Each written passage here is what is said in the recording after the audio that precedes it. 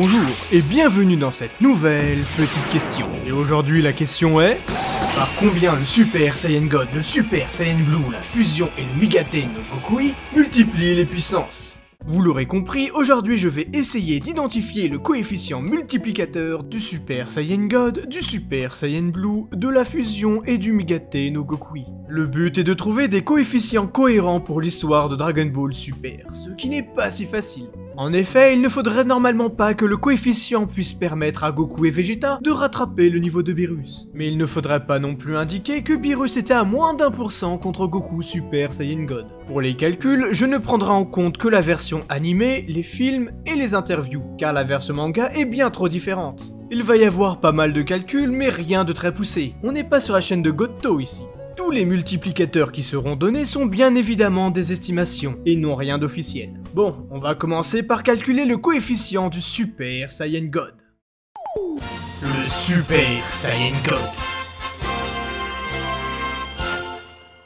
Pour le Super Saiyan God, on peut se fier à l'interview d'Akira Toriyama, retrouvable dans le Battle of God anime comics. En effet, il est demandé à Akira Toriyama s'il était possible que d'autres Saiyans puissent devenir un Super Saiyan God à l'avenir.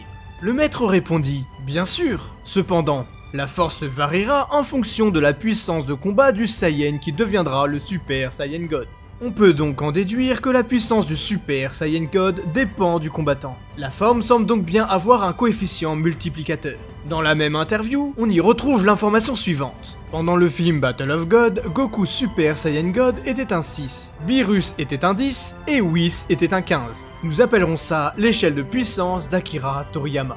Nous l'utiliserons beaucoup pour nous faire une idée de la puissance obtenue par les personnages. Nous partirons également du principe que Goku et Vegeta n'auront pas amélioré sous leur forme normale. Cela n'aura pas d'impact sur le coefficient multiplicateur et un minime sur l'échelle d'Akira Toriyama. Dans l'anime, Beerus dira à Vegeta Super Saiyan 2 boosté que cela faisait longtemps qu'il n'avait pas combattu à 10% de sa force. Ça faisait très longtemps que je n'avais pas livré un combat en utilisant plus de 10% de ma force de combat. Tu pourras au moins te vanter d'avoir été plus divertissant que le Saiyan que j'ai rencontré sur la planète du Caillot du Nord.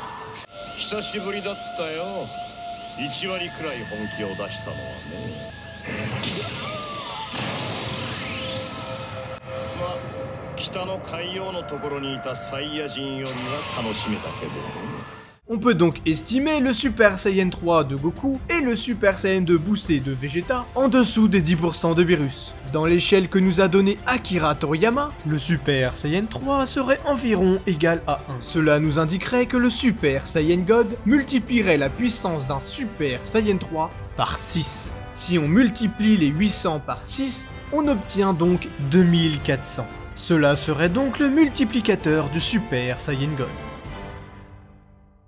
Donc, d'après toutes les informations que j'ai trouvées et regroupées, le Super Saiyan God multiplierait donc la force de base du Saiyan par 2400. Sur l'échelle d'Akira Toriyama, le Super Saiyan 3 multiplie par 400 et serait environ à 1. Le Super Saiyan God, lui, multiplierait par 2400 et serait égal à environ 60% de la force de Beerus.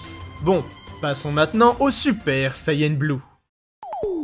Le Super Saiyan Blue. Alors, par combien le Super Saiyan Blue multiplierait la puissance du Saiyan? La logique serait de se dire que le Super Saiyan Blue est le Super Saiyan du Super Saiyan God, et donc qu'il multiplierait la puissance du Super Saiyan God par 50. Si le Super Saiyan Blue multiplie par 50 la puissance du Super Saiyan God, cela mettrait Goku à 300 dans l'échelle d'Akira Toriyama. Goku Super Saiyan Blue serait donc 30 fois plus fort que Beerus. Autant dire que cette réponse ne correspond pas à l'histoire de Dragon Ball Super. Mais si on se dit que le Super Saiyan ne se multiplie pas au Super Saiyan God, mais au contraire s'additionnerait, il serait en effet logique d'additionner les deux multiplicateurs de puissance. Le Super Saiyan Blue aurait donc la puissance d'un Super Saiyan God plus la puissance d'un Super Saiyan. Le Super Saiyan Blue ajouterait donc 50 au coefficient du Super Saiyan God et multiplierait la puissance du Saiyan de base par 2450. Dans l'échelle d'Akira Toriyama, le Super Saiyan Blue serait donc à 6,12. Le Super Saiyan Blue Kaioken. Allez, petit bonus. À combien le Super Saiyan Blue Kaioken multiplierait la puissance pour rester crédible? Eh bien, comme le Super Saiyan, il suffirait d'additionner les 3 multiplicateurs de puissance.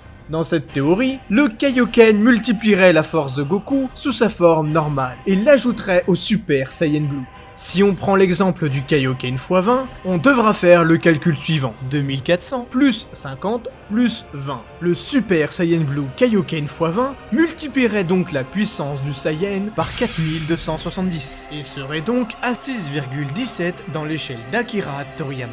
Maintenant, assez parlé des Super Saiyans divins, parlons de la fusion. Fusion! Ha! On s'est toujours posé la question, à combien la fusion multiplierait la puissance? La seule information que nous avions à l'époque était que la fusion n'additionnait pas la puissance, mais les multipliait. Cela rendrait Gotenks à un niveau stratosphérique et inimaginable. Si c'était le cas, il aurait pu battre Super Boo sans se transformer en Super Saiyan. Et on l'a bien vu, ce n'est pas ce qui s'est passé. Mais alors, comment trouver ce coefficient? Il faudrait trouver un combat nous permettant de faire une estimation. C'est à ce moment que Broly entre en scène. Broly c'est qui? C'est ce beau gosse colérique qui s'est battu contre Goku et Vegeta. Ce combat est parfait pour trouver un coefficient multiplicateur logique de la fusion. Pour commencer, Broly combat Vegeta et évolue rapidement, forçant Vegeta à passer en Super Saiyan et après en Super Saiyan God. Broly, lui, utilise après sa forme enragée, lui permettant de dépasser le Super Saiyan God, mais reste en dessous du Super Saiyan Blue. Dans l'échelle d'Akira Toriyama, Broly enragé serait donc logiquement à 6,07. Le Super Saiyan Blue, qui lui est à 6,12, est donc plus fort, mais ne possède pas un gros écart. Broly se transformera après en Super Saiyan et multipliera sa puissance par 5. Pourquoi 5 et pas 50? Car Broly enragé utilise la puissance de l'Ozaru. Sa force était donc déjà multipliée par 10, et je ne pense pas que Broly puisse additionner sa force d'Ozaru au Super Saiyan. Cette fois-ci, obligé de constater que Broly a dépassé Beerus, car serait situé à 30,35 sur l'échelle d'Akira Toriyama. Broly serait donc plus de 3 fois plus fort que Beerus, et plus de 2 fois plus fort que Whis. Difficile à avaler, mais également difficile à contredire. Goku dira d'ailleurs que Broly est peut-être plus fort que Beerus. Tu es un Saiyan, tu es très puissant. Et peut-être même plus que Beerus, si ça se trouve. Pourtant, nous voyons bien Whis humilier Broly durant quelques instants. Mais cela serait l'utilisation de l'Ultra Instinct de Whis permettant d'esquiver les coups de Broly. Whis n'aurait peut-être pas réussi à battre Broly si Gogeta n'était pas intervenu. Tiens, en parlant de lui, nous allons enfin pouvoir répondre à la question sur le multiplicateur de puissance de la fusion. Pendant le combat, nous voyons que Gogeta Super Saiyan a le dessus sur Broly Super Saiyan. L'écart n'est pas immense, car la force brute de Broly fait quand même grimacer Gogeta. Le résultat semble assez similaire à Goku Super Saiyan Blue contre Broly enragé. Si c'est le cas, on pourrait supposer que l'écart est plus ou moins similaire. Cela voudrait dire que sur l'échelle d'Akira Toriyama, Gogeta serait au minimum à 30,40 en Super Saiyan, contre 30,35 de Broly Super Saiyan. En divisant par 50, on aurait la puissance de Gogeta sous sa forme normale, qui serait donc à 0,61. Le Super Saiyan 3 étant dans les alentours de 1, nous pouvons avoir le multiplicateur de puissance en multipliant 0,61 par 400, et nous tombons sur 244, que nous pouvons arrondir à 250. Le multiplicateur de la fusion se trouverait pile entre le Super Saiyan 2 et le Super Saiyan 3. Gogeta serait donc en réalité à 0,62 sous sa forme normale, et à 31 sous sa forme de Super Saiyan dans l'échelle d'Akira Toriyama. La fusion multiplierait donc la puissance du guerrier le plus faible par 250. Pourquoi le guerrier le plus faible? Car en effectuant la fusion, les combattants doivent avoir la même force. Le plus fort devra donc baisser son niveau de puissance avant de fusionner. Pour les Potala, on peut partir du principe que la coalescence multiplie par 250 la moyenne des deux combattants et serait plus efficace comme annoncé par le doyen des Kaioshin. Gotenks Super Saiyan multiplierait donc la force de Goten par 12 500 et Gotenks Super Saiyan 3 par 100 000. Cela vous paraît-il cohérent? Dites-moi ça dans les commentaires. Maintenant, parlons de l'Ultra Instinct. Nigate no Gokui. Nous arrivons à la dernière estimation de la vidéo. Alors, à combien l'Ultra Instinct multiplierait la puissance? Pour le savoir, nous avons le combat contre Kefla. Kefla est la coalescence de Caulifla et Kale, qui en Super Saiyan 2 faisait plus ou moins jeu égal avec Goku sous la même forme, mais épuisé. Pour rappel, dans l'échelle d'Akira Toriyama, Goku Super Saiyan 3 serait environ à 1. Le Super Saiyan 2 est donc logiquement à 0,25. Si on divise 1 par 4, on peut, à la louche, dire que les femmes Saiyan sont à 0,20 en Super Saiyan 2. Elles sont moins fortes que Goku, mais lui tiennent tête à 2. Sous leur forme normale, elles seraient donc à 0,002. Si on enlève le multiplicateur de 100 du Super Saiyan 2.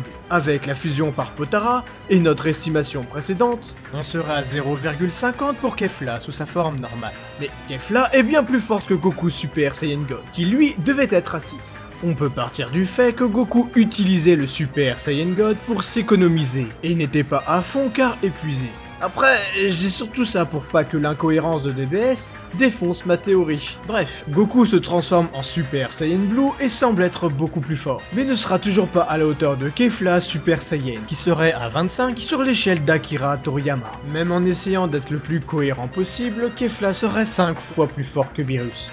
Goku Ultra Instinct non maîtrisé doit donc dépasser cette force, et devrait également être à 50 car gagnant de justesse. Donc on peut penser que le Migate no Gokui multiplierait la puissance par 20 000. Rien que ça. Sur l'échelle d'Akira Toriyama, Goku Ultra Instinct serait donc à 50.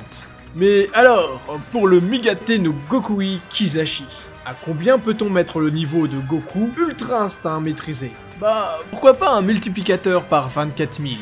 Ça lui donnerait 60 sur l'échelle d'Akira Toriyama et multiplierait le Super Saiyan God par 10. Conclusion.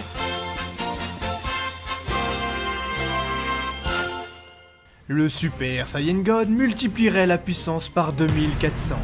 Cette forme serait 6 fois plus puissante que le Super Saiyan 3, 24 fois plus puissante que le Super Saiyan 2 et 48 fois plus puissant que le Super Saiyan. Le Super Saiyan Blue multiplierait la puissance par 2450, et serait l'addition de Goku Super Saiyan God et Goku Super Saiyan, rendant le Super Saiyan Blue toujours moins fort que Beerus. Le Super Saiyan Blue Kaioken x20 par 2470 pour les mêmes raisons. La fusion multiplierait la puissance du guerrier le plus faible par 250. La Potala multiplierait la moyenne des deux combattants par 250 et serait plus efficace. Le Migate no Gokui multiplierait la puissance de Goku par 20 000 et le ferait dépasser Beerus. Et le Migate no Gokui Kizashi multiplierait la puissance par 24 000. Le power-up le plus puissant serait donc la fusion par Potara alliée au Super Saiyan Blue. La coalescence multiplierait par 250 la moyenne des deux personnages. Cette puissance sera ensuite multipliée par 2450 une fois transformée en Super Saiyan Blue. Cela multiplie la puissance moyenne des guerriers par 612 500. Sur l'échelle d'Akira Toriyama, Vegeto Blue serait à plus de 1500. C'est hallucinant. Vegeto serait plus de 150 fois plus fort que Beerus, et plus de 100 fois plus fort que Whis. Mais vu que les Potara ne semblent pas tenir la charge, la fusion Métamol associée au Super Saiyan Blue serait presque aussi puissante et plus stable. On peut également penser que comme Goku, l'Ultra Ego de Vegeta multiplierait sa force par 24 000. Les gens me diront que l'échelle de puissance d'Akira Toriyama est fausse et que Beerus a menti à Goku sur les 70%. Mais non, car Akira Toriyama n'est jamais revenu sur sa déclaration. Et c'est Whis qui indique à Beerus qu'il était à 70% contre Goku. Cela faisait des lustres que je ne vous avais pas vu utiliser jusqu'à 70% de votre puissance. C'est suffisamment rare pour être souligné.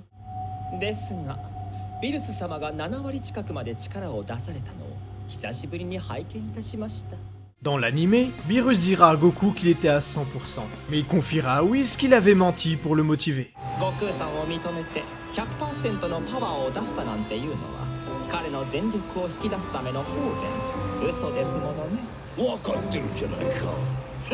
Quand il indique à Vegeta être à 10%, il n'a aucun intérêt à le motiver. Ces 10% seraient donc réels. Dans le manga, Beerus semble être beaucoup plus fort. En tout cas, beaucoup plus fort que Goku Ultra Instinct et Vegeta Ultra Ego. Bref, les échelles de puissance n'ont pas vraiment de sens en Dragon Ball Super. Si Beerus est plus fort que Goku Ultra Instinct dans l'anime, il devait être à 10%. Mais Beerus nous cacherait peut-être quelque chose, en tout cas c'est ce qui est suggéré dans le manga. Voici donc la liste de mes estimations. Sur ce, dites-moi ce que vous pensez des coefficients multiplicateurs dans les commentaires. Et je vous dis salut!